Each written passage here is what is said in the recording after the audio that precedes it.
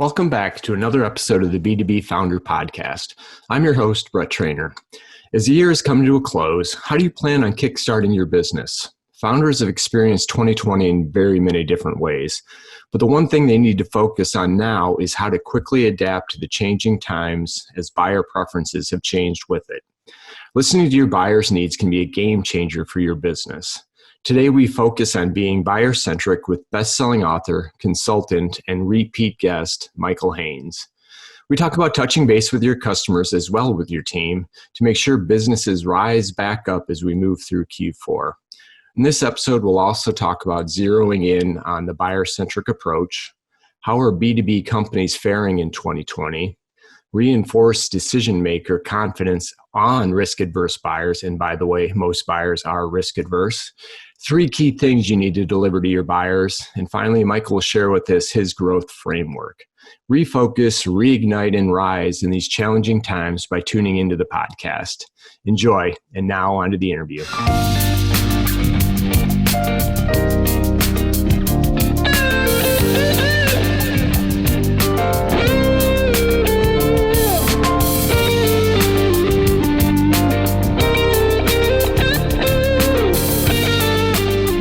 Hey, Michael, welcome back to the program.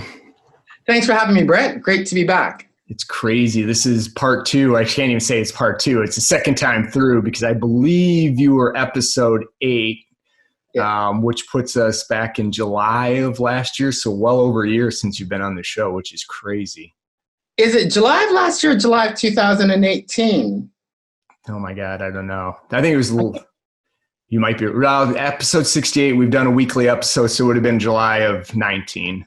Is it July of 19? Okay, yeah, so I know it feels like I've been doing this for a decade, but hasn't been quite. No, between all the craziness we're enduring, and it's just hard to keep track of time now. It's exactly. Some days it feels like we've been in this for 18 months, and other days it seems like we're flying through it. So, yeah, exactly. So anyway, welcome back, and thank you. Maybe for the folks that didn't catch the first episode, just give us a quick intro on, what you're working on these days, who you're working with, and, we'll get off and running. Sure, Brett, thanks. So my name is Michael Haynes. I'm an SME customer and marketing strategy advisor. So I'm all about working with your SMBs and startups, really more so now, predominantly now with SMBs, but all about empowering them with strategies and action plans using a very buyer-centric approach as to how they're going to acquire, retain, and grow those business clients that they seek.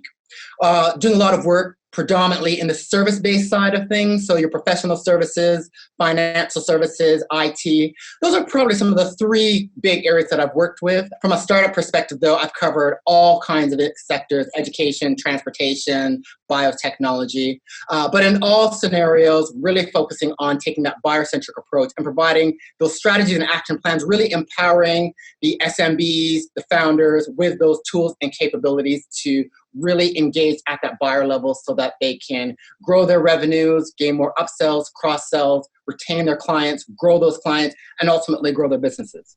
Yeah, we definitely have a shared passion for the buyer-centric approach to it. And I think the movement's finally starting to catch on a little bit. Yeah, it's essential. It's the way to move forward in B2B, and particularly in these times now, it's critical. Being customer-centric in B2B is not good enough. You have to be buyer-centric, and that really has to drive your marketing, your sales, your product development activities, your customer experience. It must be buyer-driven. Being customer-centric is just not good enough in B2B, particularly when you're trying to get into those larger organizations, your mid-markets, large governments, corporates. That buyer centricity and buyer focus and delivery is quite critical.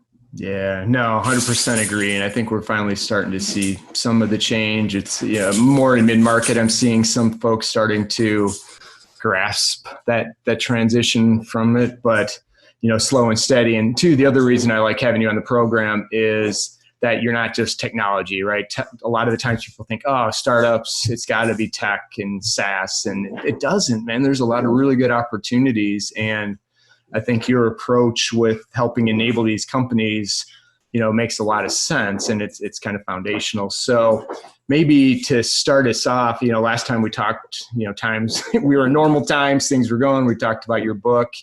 And, what are you seeing now, right? I think we're seeing a little bit of everything, but I'd love from your perspective, I'm sure you're seeing a little bit of everything, the good, the bad, the ugly, and, Sure, Brett. So I working internationally. So I'm based here in Australia, but working with SMBs and startups here, US and Canada.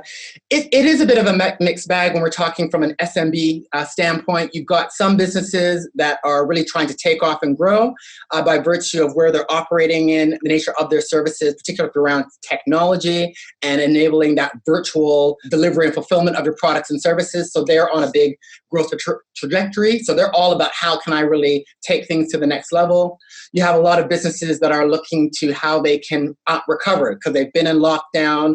A lot of clients in this environment have gone cold. They've frozen contracts, prospects have dropped off. And so now it's, okay, how do we re-kickstart the business? It's a bit of a mixed bag. So some are in survival mode, some are looking to recovery. How are we going to be moving forward? Because the various government assistance programs here in Australia, we have JobKeeper. I think in the US it's PPP. Yeah. And in Canada, something else. A lot of those things will be coming to an end soon. So recovery, how are we going to regenerate revenues? How are we going to get the business moving forward? How are we going to navigate the new norm, this next norm, which is going to be very virtual? So there's various stages which businesses are at. But I think a lot of SMEs are very resilient, as are startups, entrepreneurs. And so the view now that we're getting closer to the end of 2020, it's okay, we've got to get things going. How do we move forward? And with that, it's going to present some challenges, Brett, because the nature of the B2B buyer and what they're doing and how they're behaving has changed. So it's about really adapting and really being in tune with that to really define how you're going to take your SME, your startup, and take your business forward. Yeah, no, and it's good. And we're seeing a lot of the same things here, right? Some people have hunkered down and trying to ride this out. Others are like, man, there's opportunity. We're going after it. And I think we're now to the point that, the stimulus programs are running out. There's really not a clear-cut end in sight to, the lockdowns and or the quarantines. And, in the States, we talked offline, it's, we got 50 different plans going on here. So these startups really need to be thinking about, we're going to have to push forward, right? There's not an unlimited amount of cash. They can sit on the sidelines and wait. So what are some of the things and approaches you're advising your clients right now to approach, end of Q3, Q4 this year as we start to look to next year? What are some of the key advice, or what are you having them work on to start to either, I think you use your Ignite or I think I've used your word Refocus, Reignite, and then Rise. So maybe kind of talk us through how you're approaching this with your clients. So, Brett, I think you and I are very aligned because the first step is really about, refocusing and really stepping back and starting with your current customers. So who are those current customers? Who are those buyers? You need to start having some discussions with them. So getting onto the phone, getting on Zoom, and having some meaningful discussion with those decision makers. Because one, you need to understand who are those current decision makers and influencers in those organizations, because that may have changed. You really want to understand where they're at right now, what are their priorities, and what are they looking to do. Very important that you get a handle on that, because that's really going to inform how you're going to proceed and moving forward. So that really needs to be kind of step one, is talking to your buyers and trying to talk to a cross range of them. So if you can talk to the ones that love you, the ones that kind of lukewarm, hate you, maybe even talking to some that have left as well, so, and those that haven't done business with you. Again, at each point, talking to some of those buyers to really understand where they're at, where they're going, what is it they need, and how you can best, so you can understand how you can best service and support them.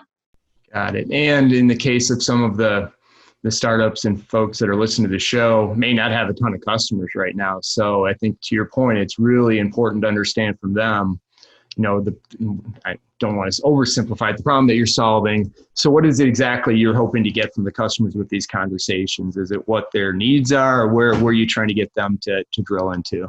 You really want to be having discussions with current buyers or even potential buyers when we're talking potential decision maker with startups, because you want to understand a number of things: who those folks are, what are their current priorities, around the strategic, operational, financial, what is involved in their buying and decision-making process. So what does that involve? What do they do? So what do they look at? Who do they talk to? What do they do as part of their decision-making? Are they looking at case studies? Do they engage in briefings and meetings with their peers? Do they want free trials? Is it diagnostics? Do they want to be able to talk to some of your other clients? Do they want to look at testimonials?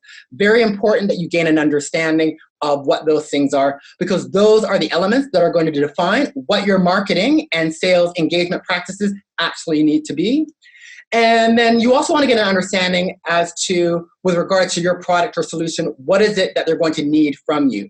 Because a key component, Brett, now is really going to be around your product and service providers, whether you're a startup, SMB, in terms of how you're going to work with your potential buyers and their teams, because all businesses now, business buyers are looking for decision confidence. They want confidence within themselves to get clarity and focus as to where to go, what they need to be doing, and how you're going to help them get there. So that whole implementation and really spelling out for the buyers how you're going to work with them and their teams to get there is crucially important. You really need to define what happens next after the transaction occurs, how you're going to work with them. And it's changing the game now from selling to really being an expert advisor and partner, and it's about working with. So that's really kind of the nature. So you want to be having some of those detailed discussions to really unpack and get an understanding of those elements. Yeah, and that makes a lot of sense. And now you may actually have a little bit of time where, when everything back in the old days, everybody's running around, their heads cut off. They're trying to figure out, there's no time to do anything. We don't have time to talk to customers. But now it's absolutely critical to take that time. And I also love the point, and you and I have the same thought on it. It's the entire buyer process, right? It's not just, hey, we got signed the deal, money's transferred, welcome aboard, we'll talk to you in 6 months. It's really about that end to end. So, hey, we're going to help you facilitate the buying process. Here, welcome aboard. Here's what's onboarding's going to look like. Here's what after. Here's the services. So really building it as a full end to end. I don't want to even call it a process, but what you said, what you can expect, right, as a buyer, that you want to not only feel good about the purchase, that it's it's not even risk. I don't know what the word I'm looking for is, but yeah, it's just not. You're right. You are right. It is risk to a degree. And I think the key thing I'd like to really emphasize to listeners is that you really have to understand that buyers are looking for decision maker confidence. So you want to be coming in as the advisor to say, and giving them some ideas, insights, recommendations as to what they can do to help get where they want to go. Because business buyers right now are really looking for that assistance, advice, and guidance. So a good way to kind of get into the door and really build some engagement is to providing them with some options and ideas as to, what are the opportunities of what they can do, how they can achieve those objectives, what opportunities exist out there. So really providing those insights. So it might be, guiding them to external research that they can leverage. And, are you aware of the opportunities within this space in technology, for example, and how you might be able to use that to restart and grow your business? So a lot of it's going to be started with providing that insights, guidance, and help that they're looking for. That's a really good way to get things going, because that's what buyers, the decision makers, are ultimately looking for. And then showing the link as to how your product or solution is going to help them achieve that. Yeah, and then that's such a good point, because that is going to be such a differentiator in the short term, because many companies, especially more legacy-based companies, really are going to have a hard time doing that. They're just not structured that way. They haven't been coached that way. They haven't been educated that way.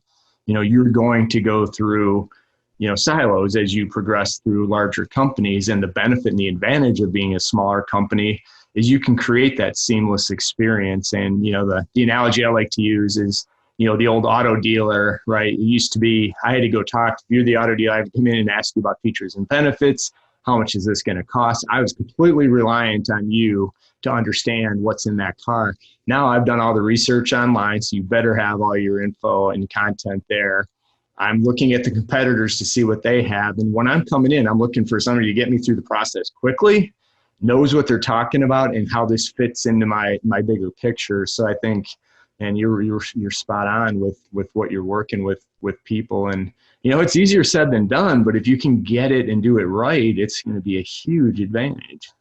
It will be a huge advantage. And you're quite right, that point that you've raised, Brett, about business buyers having done a lot of their own information and research, if you can help them navigate and distill through that to really say, well, what are the opportunities? What are the risks? What are the implications for you? To help them make sense of that and helping to guide them as to what they need to do, that is going to be a big differentiator. And yes, it is going to take a fair bit of work, but in this environment now, Brett, buyers are very risk-averse, and they're looking for that decision-maker confidence. There's going to be more consensus building that they're going to want to be making, liaising with more of their peers. Even if you're an SME or a startup selling to another SME, there's still going to be multiple decision makers. People are going to want to make sure they're covering themselves. So if you can really provide that guidance, provide that support, and really map out the roadmap of how you're going to help them get to where they want to go and help them distill through the noise and making the buying process easier at the same time, then that's going to be a big differentiator. And once you get in, they're going to stick with you, and they'll likely refer for you, be a source of advocacy, which will be a growth engine in and of itself. Yeah. And by the way, I'm going to steal, and I'll give you full credit though, decision maker confidence. I don't know if that's your term or not, but I love that. I mean, I think I may have come across that in a Forbes article, but certainly it's definitely from what I've seen from talking to business folk, that's really what they're looking for. Everyone's trying to figure out what's next. What do I do? There's been a lot of throwing around the term, well, just pivot, go online, digitize, do your digital transformation. And for a lot of businesses, they're like, well, what does that mean? So I just go on to Zoom and I just have a Zoom meeting. Well, what does that really mean? What does it mean to pivot? And for many business leaders, business owners, that doesn't tell them a lot as to what to do, how to grow, how to keep your clients, how to grow clients, how to navigate the volatility that we're going to be seeing in this next normal. So yeah, it's really changing the lens from selling to being that expert advisor, partner, and I would say implementer. And it's about working with the clients, not just showing up and selling to them. Yeah, no, I 100% agree with that. And it's a good change. I mean, I think we're heading in that way where you're that expert and advisor. I mean, those are the salespeople that are winning right now, are the ones that the buyer has confidence in, that they're solving their problems. So now the good thing is small companies, the messaging they can probably get pretty quickly, but I guess the next step is, all right, we've figured out, at least we think, we know what the customers, we know what our messaging looks like, we're getting it through the processes. Now, do we actually have to build processes around it, or what do you advocate there, that now that we're going to have these conversations and we're starting to drive people, is this you don't want to wing it, right? No, you don't want to wing it. So once you've had these conversations, and even if you've only had conversations with a small subset of decision makers, you'll start to get a sense of what are some of these priorities. Then you can go back into your respective companies, your SMBs, your startups, and start workshopping with your teams around kind of what I say fundamentally are the three key things that you need to go to market and deliver in terms of what do you need to deliver to these buyers, to these customers that you're going after. So it's not just the product and or service itself. So you want to be looking at that. Are there any particular capabilities, modifications you need to make? But what information, advice, tools as part of the buying decision process do you also have to provide to them to help them in their decision making? So that's one thing. Then looking at in terms of how you're going to deliver. So based on your understanding of those buyers, of those decision makers, in terms of what their priorities, requirements are, what does that mean in terms of your service and support levels, the customer experience that you need to provide, the buyer experience you need to provide, hours of operation, are you going to be, and how are you going to provide that service and support? Is it 24/7? Is it via phone, chat? And then, so by having those discussions, you'll be able to start to distill what sorts of different things you need to be changing, introducing to deliver in terms of how you deliver to your customers. And then the third element is about how you both promote to and engage with those business buyers. So based on your understanding of what they look at and who they talk to, do you need to be on podcasts? Do you need to be doing executive briefings and workshops? Do you need to be online dealing with your relevant trade and industry associations? Do you need to be at virtual events? Do you need to have blogs, articles?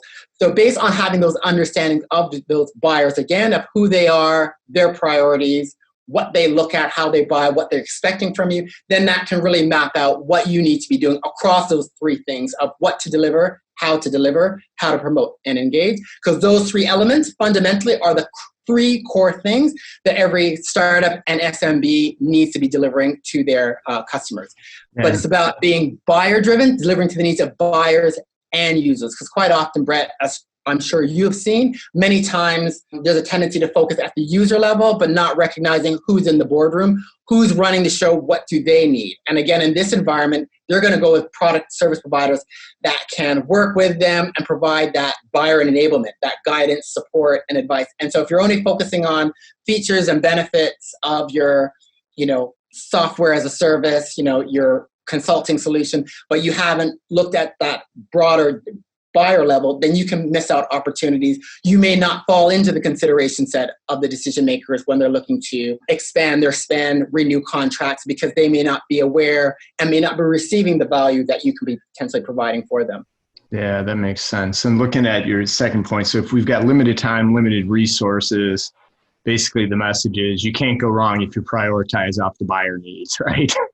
Absolutely. Start there and work backwards.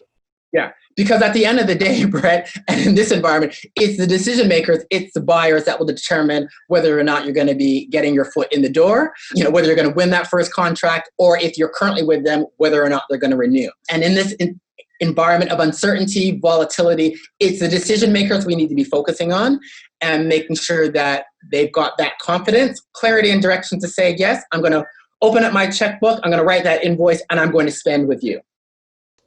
I love that. Confidence, clarity, and direction. You're just a quote machine today. This is good. Oh, no, Brett, it's just been me spending lots of time talking to SME folks, startup folk, going to lots of virtual events, and really just trying to dial in as to where folks are. I try to practice what I preach, I guess, and just really trying to dial in of where things are at and what is it that folks really need. And that's so important, right? To cut through the noise, get super focused on what you need to do to drive the business, and then a concept I've been playing with on the engage side, which I'd love to get your perspective. And you know me by now, I like my super simple analogies, right? So as we're growing our businesses, there's people that know they have a problem and they know you, the seller, right? So all day long, you should be maximizing those folks. And then the next level, you get to people that know you, but don't know they have a problem. And then on the flip side, know you or don't know you, but they know they have a problem. And so you're starting to reach people outside of, I thought maybe there's a way to prioritize, but in some conversations, I'm thinking,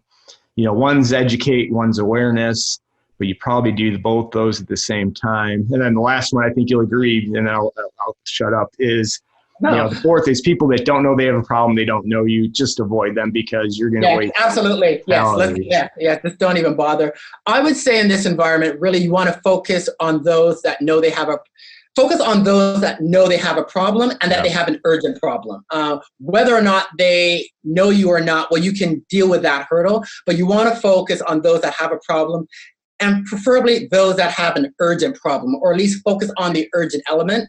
Because in this environment right now, unless they're feeling it's urgent, if you're a nice to have, then, well, yeah, maybe not. But in this environment, everyone they need to generate revenues, whether they're needing to generate revenues to get the business going, for example, or they're looking to expand their business, or they're looking to see how they can generate more revenue to take the business to the next level. So if you can hone in on an element that's really of concern, safety is a big thing. So if safety is an element that you can really hone in on because it's something that's urgent, priority, top of mind. So I would say if you can focus on those folks, and I would say focusing on, I guess, the pain points, where there's urgent, where there's pain, where there's that priority, that's really what we want to focus on and how you can help them to those outcomes. I guess with the exception with those who are doing quite well right now, they're looking to take growth to the next level. So they're really looking on that expansion. But for a large number of businesses, it's really going to be focusing on, at least initially, on where they're hurting and where it's most urgent first. If you can tap into that, I think you'll get more attention faster and you'll be able to likely engage if you can really show how you're going to address those needs and what's the outcome on the other end from dealing with you. Yeah, in good times, you can get away with nice to haves, but in these times, it has to be need to haves. And yes, I think it needs to be need to have.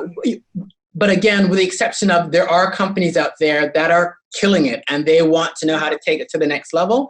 But they're also struggling they are also feeling pain because in this environment, it can be a bit tricky how to take it to the next level. So there too are having a bit of pain. So if you can focus in on those elements of where they're having issues with those growth aspirations and how you can help them get through some of those barriers, again, it's just a faster way to kind of shorten the cycle and kind of get some momentum going. Yeah, no, it makes sense. And I think everything you said is spot on. And I guess my next question is, how do you advise these founders and CEOs to kind of drive this, right? It's in theory, it makes perfect sense. We talk to the customers, we got to make sure messaging, but there's a lot of things going on. So is there and there's never a simple framework, but is there a process or a methodology that you'd recommend or you advise them to follow to help keep track? Because accountability is so important as you're going through this. And absolutely. So I guess a couple of things. One, you want to kind of start off small. When I'm working with clients, I advise everyone around my listen, innovate, grow framework, because that really needs to underpin what you need to do to acquire business clients, retain them, and grow them. So the first part is listening. So you need to spend a bit of time. And so you might start small. So you may only talk to a small number of customers, buyers. So spend a bit of time to get that understanding there, get that clarity.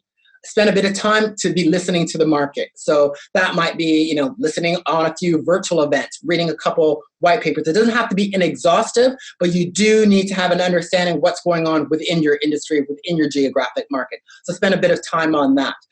Then a bit of internal reflection as well to understand, well, where should we be focusing on as an organization? Where are we strong at? What are our skills? What are our strengths? What kinds of clients are we winning with? What kinds of projects and services where we seem to be really having some traction? So it's worth spending a bit of time doing some workshopping, gathering some of those insights, and then getting some clarity. And so with smaller organizations, it's probably easier. And I'm really big on doing some workshopping so you can get that alignment to say what industries, markets, and customers we're going to be focusing on. So you'll need to spend a little bit of time, but in some good workshopping sessions, you can get some clarity on that.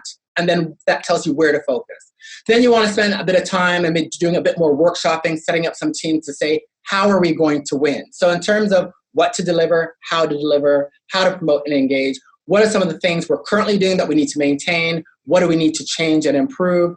So again, workshopping and identifying those, and then really prioritizing those based on some of those discussions you've had with customers.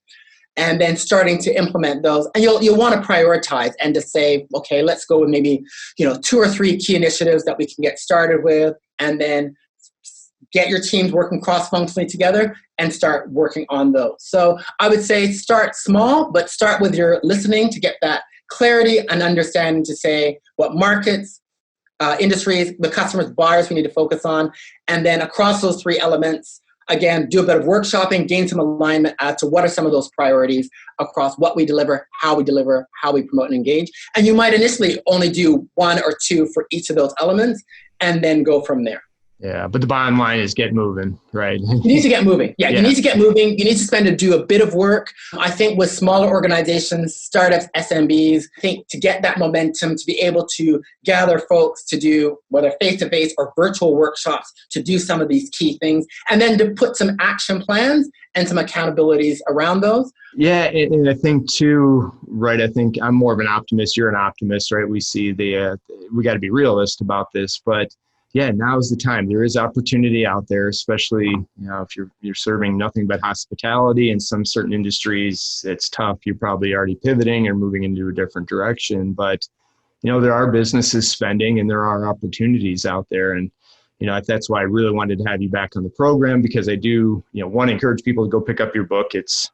I can almost say it's timeless now that it's been 2 years. How long has it been out now? 2 plus? It's been out 2 years, but the principles really, I would say, not because it's my book, it really applies more than ever, because you really have to be in tune with your customers and those buyers within those organizations to find out where are they at right now? How can you best serve them right now? And in some cases, it might be primarily through providing information, guidance, and advice. But if you, I think, follow some of the steps, you can identify what are some opportunities that you can execute initially. And I always say the starting point is with some of those existing clients that you have as well. And look for those potential urgent opportunities where there's urgency and strong pain points. If you can identify those as some starting points, you'll hopefully be able to identify some opportunities where they can be the first priorities in terms of the first actions that you take. Yeah. And make sure you're taking care of your current customers, man. If you're having backfill customers you're losing. Right? Absolutely, Brett. They help pay the bills, but really going back to them will really help you understand how you can best serve them and also how you can identify other opportunities to serve them as well as ways to service other elements, other opportunities in the market. So your current clients are your gold because they can help pay the bills now, but you'll have a relationship, you have that trust, you can spend some time with them to really understand how you can serve them more, but also how you can also serve other markets, other customers as well. So they're gold on so many ways and as a source of referral as well too. Nah, makes sense. All right, before I get to my last two questions, is there anything else that you're seeing in the market that's working with some of your customers that, we should be thinking about or talking about? From what I'm really seeing in the marketplace, I think, if I think of some of my clients, for example, I've got a couple of professional service firms in Canada. They're doing a lot of listening in terms of interacting with their customers, having some regular review and reset within the company. So once you've identified what are some of the key priorities in terms of how you're servicing and supporting your customers, really checking in periodically to say, are we doing the right things? What's changed? So there's a lot more iterations in terms of kind of checking back in with management across the teams to see how do we need to be changing things, whether it's being in our offerings, how you're servicing them. So as we're getting into looking to plan ahead, I think it's important that you start to think about planning ahead, but it's planning ahead, but being very iterative. Doing that, what I call review and reset now, has to be done on a much more frequent basis because things are changing. You're going into lockdown, out of lockdown. So having a cadence for checking in, having regular meetings with your teams, both from a business perspective to see what's happening, what's changing, but also to be looking after your staff as well. It's important to have that regular engagement internally, and having that regular cadence is very, very important now. Yeah, so true. The communication, keeping the staff, internal, external, and being ready to pivot. Every time we think, hey, what else could happen? I don't even say that anymore because, you just have to have the business ready to go and be ready. And I think, we will learn and grow from this over time, but, it's going to take a little bit of time. So outstanding. So again, I think since the last time on the show, I'm going to ask you one more kind of business question, then I'm going to close with my final question. So, what's next for you here in the next couple of months? What's top of mind? What are you working on? Great question. So for me, Brett, I have been working on developing a new coaching program to work with SME CEOs and their leadership teams called Refocus, Reignite, and Rise. So it's all about helping those business leaders to work with their teams to develop, again, those strategy and action plans to help them restart the business, to be generating revenues to either restart the business as well as take the business forward. So all about working with them on a regular basis, advising them on how to understand those buyers, how to enable the buyers, determining what they need to do in the short term, the long term, to generate revenues in the short term, get things moving, and helping them to position for long-term sustainability in this volatile, fast-moving environment.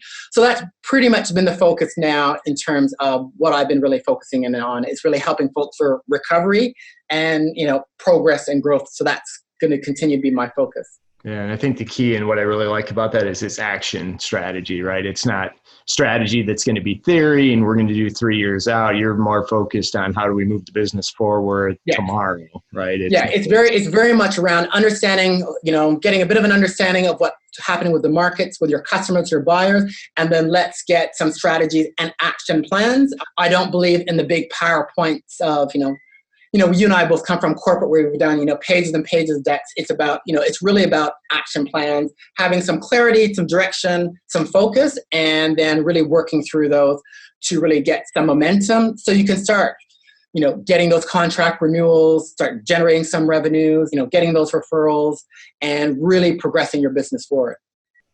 Yeah, awesome. Fantastic. And, keep up the good work. I appreciate it. We'll have you back on here but before I let you go, I think the format's changed since episode 8. I think we talked about favorite cocktails back then, but what I ask everybody now is what's one thing that you would highly recommend to folks? And it could be professional, personal, what's something that's, been important to you recently? I would have to say it's professional / personal. Make sure you have time out to kind of reset yourself mentally, physically, so that's spending time with friends, family.